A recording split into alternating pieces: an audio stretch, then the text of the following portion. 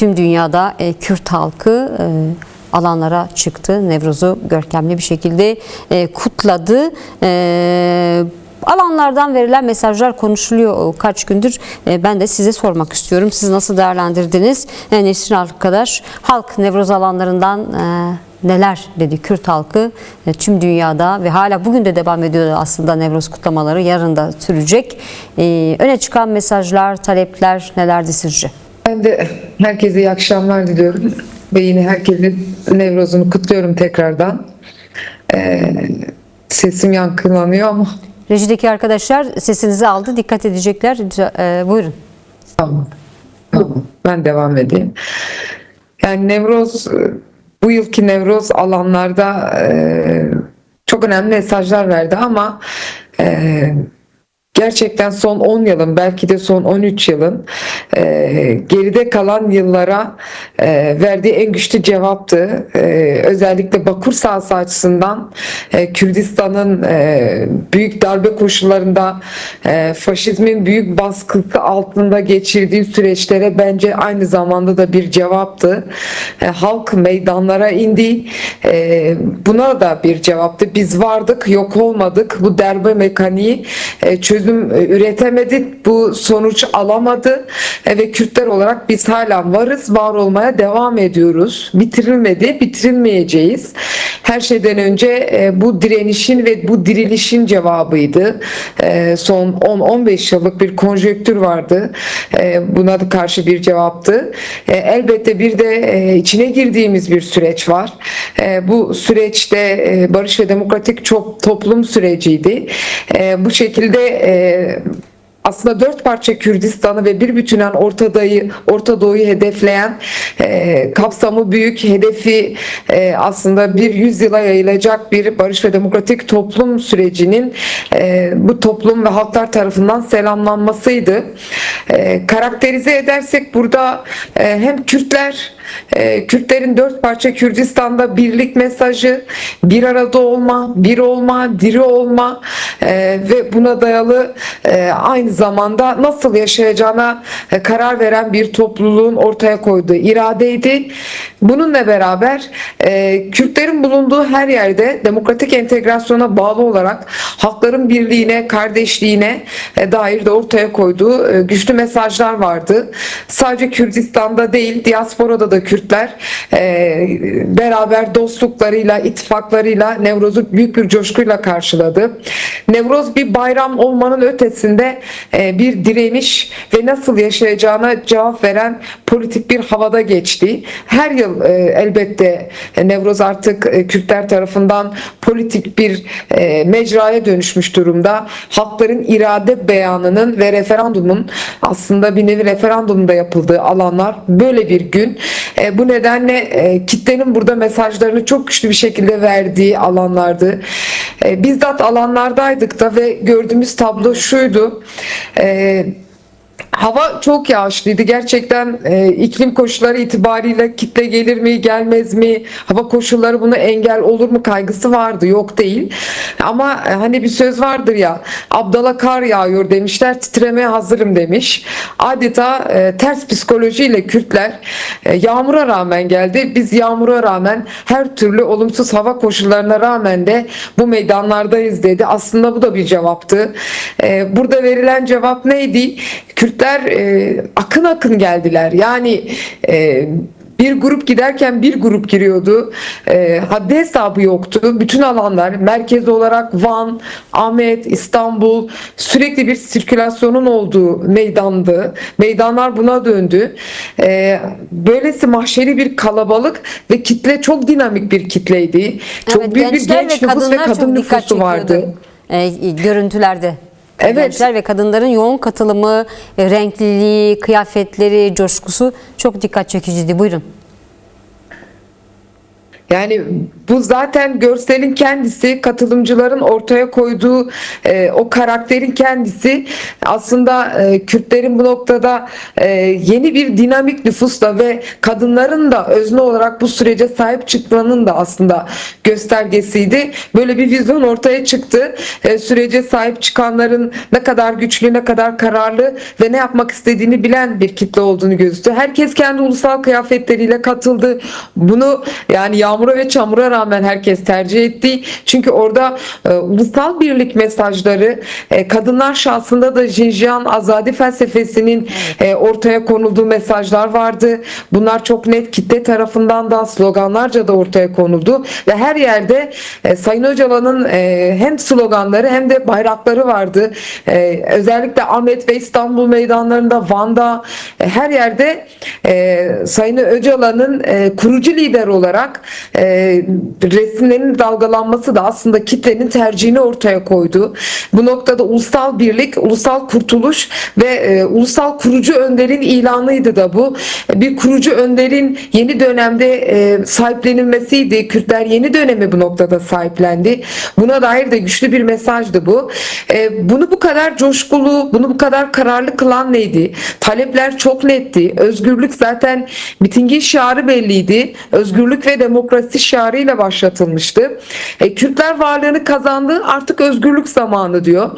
Kürtler özgürlüğü de demokrasiyle kazanacağını ortaya koydu. Şu an Kürtler için varlık ve yokluk savaşı mı?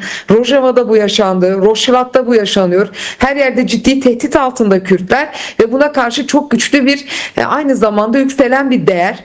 Nasıl yaşayacağına karar veren, politik hattı olan, bir yol haritası olan, bunun için mücadele stratejisi olan, mücadele deneyimi olan bu minvalde bütün halklara da nasıl yaşayacağının ve nasıl birlikte var olacağının mesajını, iradesinin de ortaya koyan öncülük rolünü üstlenmiş bir Kürt halkı vardı.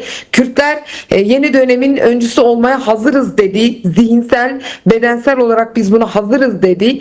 Bunun altyapısını da ortaya koydu. Bunun kararlılığı ortaya çıktı. Bu noktada mesajların çok doğru okunması gerekiyordu. Kürtler her türlü saldırıya karşı biz varız kararlarını ortaya koydu. Mesajlar bu minvaldeydi. Sayın Öcalan'ın ortaya koyduğu mesajla zaten bunun içeriğini baştan aşağı resmetti. Bunun içeriğini zihnen ve fikren aynı zamanda teorik ve politik olarak da tarihsel arka planı ortaya koyarak ortaya koydu. Gerçekten Kürtlerin yeni dönemin nasıl yaşayacağına dair resmini biz bu Nevruz'da gördük. Tabii son bir yıldır iktidar komisyon kurdu. Komisyon kurulu Türk Devleti'nin yaptığı attığı adımları göz önünde bulundurursak bir rapor çıktı. Ancak bir yılı geçen bir süre var ve henüz önümüzdeki süreçte meclisteki sürecin nasıl işleyeceğine dönük tam bir takvim veya bir çalışma planı da henüz yok, en azından kamuoyuna yansımadı.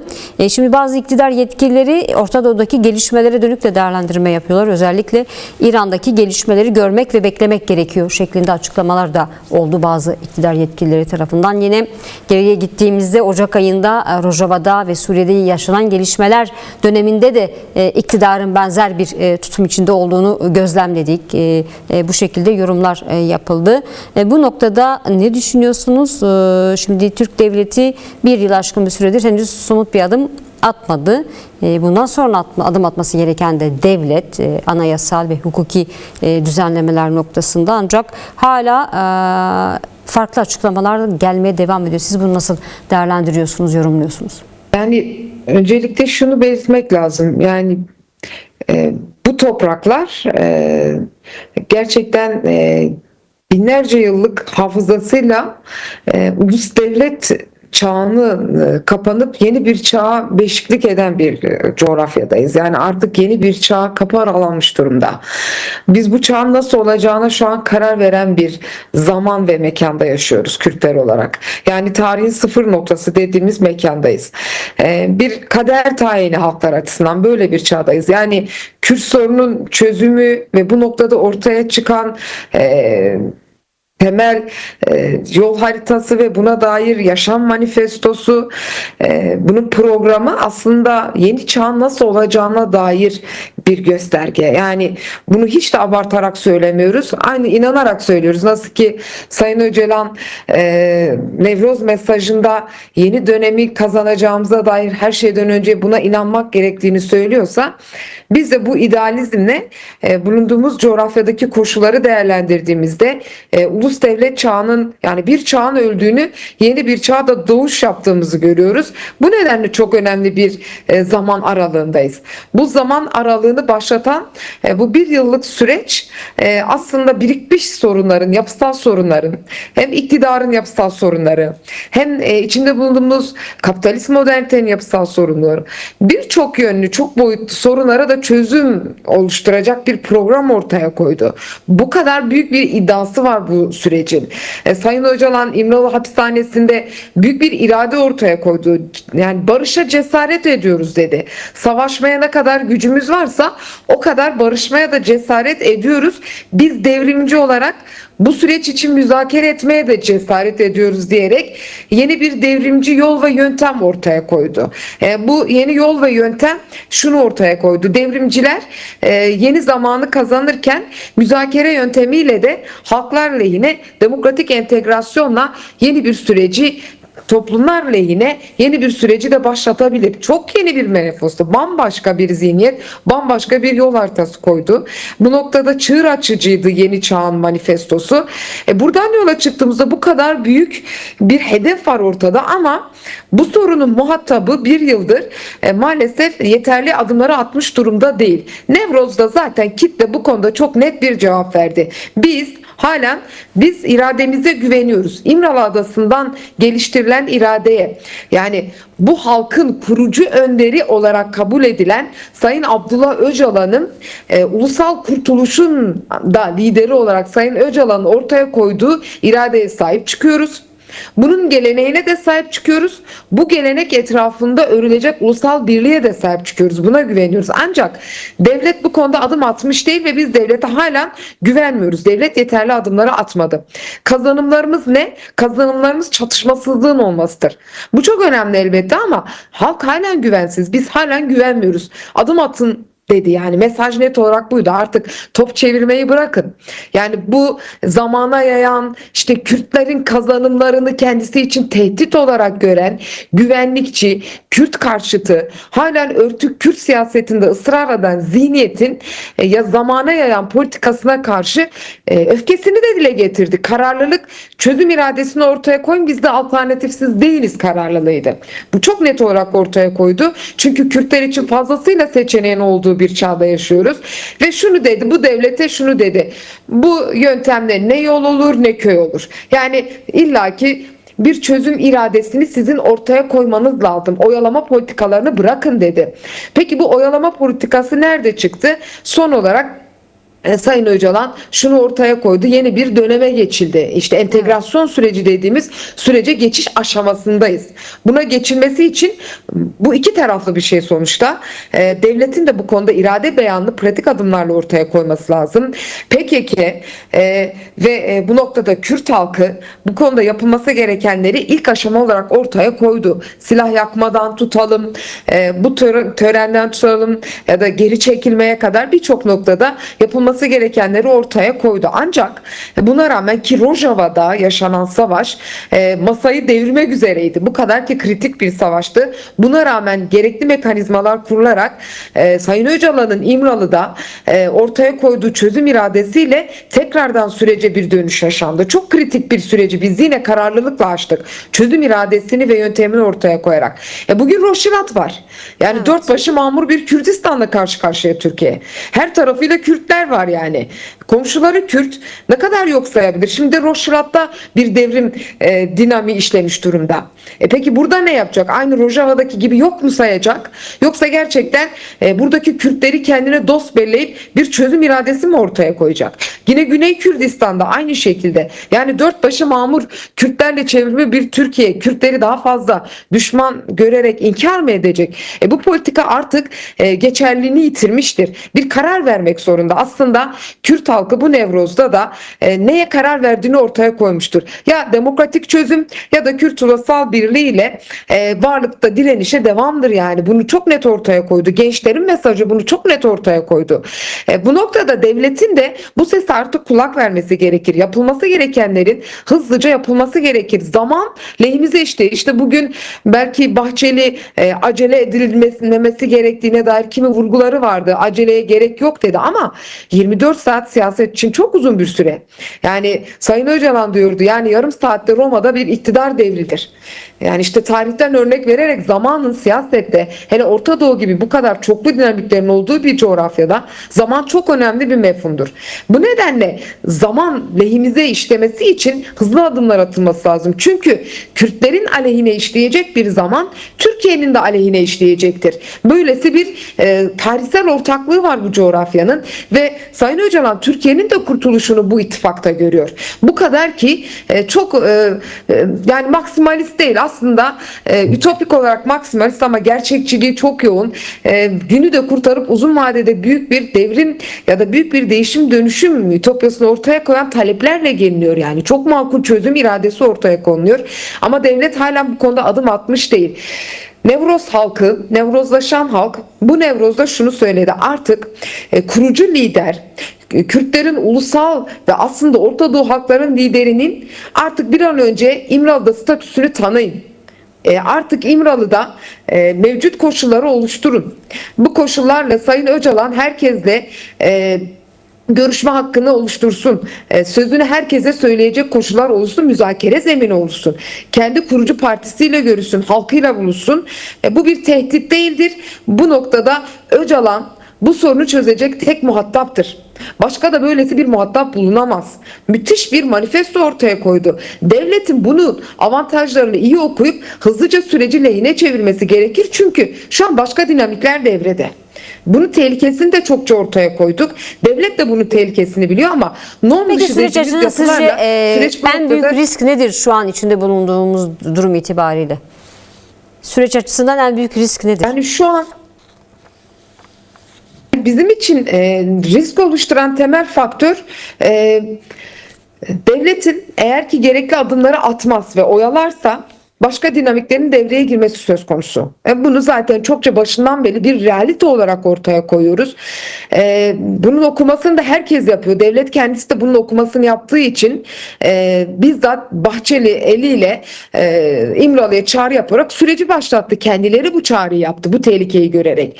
En büyük tehlike devletin adım atmaması durumunda işte Sayın Öcalan bunu Rojava üzerinden söyledi. Orada tekrardan bir Gazze dinamiği oluşturulacak dendi. Yani 50 tane Gazze olacak dedi. Bu bir uyarıydı. Bu mevcut gerçekliğin uyarısıydı. Birçokları bunu tehdit olarak okuyarak buradan yüksekten salvolar çağırdılar bize karşı bu tür tehditlerde ve aslında gerçekliği alt üst eden kimi demagojik yaklaşımlarda bulundular. Ancak bir gerçekliğin okuması yapılıyor burada. Uyarı yapılıyor. Yani İsrail ve bu noktada Filistin'de gerçekleştirilenin 50 katını Kürdistan'da gerçekleştirecek ve bu Kürt ve Türklerin savaşı üzerinden gerçekleştirilecek. Milliyetçilik bunun üzerinden körüklenecek. Halkların birbirine düşürülmesi, farklılıkların birbirine düşman kesilmesiyle Kürt-Arap, Kürt-Türk, Sunni ve Şia buna dayalı olarak bütün farklılıkların çatıştırılacağı bir iklime doğru gideceğiz. Bu herkesin yıkımı demektir. Şu an İran rejimi yıkılmanın eşiğindedir ki Sayın Öcalan bunun uyarısını yaptı. Manifesto iyi okunursa bırakalım daha öncesinde bir halkı savunmakta dahi bu da 2004 yılında yazılmıştı. Orada bile bu noktada İran'ın geleceğine dair şu uyarı yapılıyor. Eğer ki değişim dönüşüm yapılmazsa İran rejimi yıkılmak üzere. İran rejimi bugün yıkılmakla yüz yüzedir. Bir rejim yıkılıyor. 2500 yıllık devlet geleneği bugün işte 1979 İran devriminden itibaren yaşadığı değişimi yıkılmakla yani İslamiyet'e dayalı İran İslam devleti aslında bugün yıkılmakla karşı karşıya. Ulus devletler yıkılıyor. Bu tehlike devletleri de içine alan bir tehlike. Sadece halkların birbirine düşürülmesi değil. Ulus devlet rejimlerinin de yıkılmasıyla karşı karşıyayız ki Suriye bunu yaşadı. Arap Baharı'yla devletler bunu yaşadı ve bugün Orta Doğu'nun merkezindeki 4 parça Kürdistan'ın ulus devleti bunu yaşıyor. Bu nedenle tehlike tehlike çok büyük. Bu tehlikenin önlenmesi için Sayın Öcalan tek muhataptır. Bir an önce statüsünün kazandırılması gerekir. Kendisi bu statü oluşturulmadan da sürecin hiçbir şekilde ilerlemeyeceğini net bir şekilde ortaya koyuyor. Bu sürecin ilerlemesi için de kendilerinin de kurucu lider olarak kabul ettiği Öcalan'ın bir an önce statü koşulları ve muhataplığını kazandırılması gerekir. Bu kazanılmadan bir adım atılmayacağını da çok iyi kavranılması gerekir. Bu kadar ki güneş kadar net bir gerçeklik bu. Deneyimi ve hafızası olan bir toplumsal gerçeklik var. Kürt halkı çok politik bir halktır. Evet. Nevroz mesajları bu politik gücü ve iradeyi çok net ortaya koydu. Eğer ki bu adımlar atılmazsa gerçekten yeni çağ biz 100 yıla büyük bir savaş çağı olarak tekrardan gireceğiz. Yıkılan ulus devletler yeni bir savaşın da bizi eşiğine götürecektir. Bu herkese kaybettirecek. O nedenle bir an önce Kürt barışının ve bunun üzerinden halkların barışının ve demokratik entegrasyon sürecinin hızlıca kazanılması gerekir. Tehlike dünden çok daha büyük, bunun bilmesi gerekir.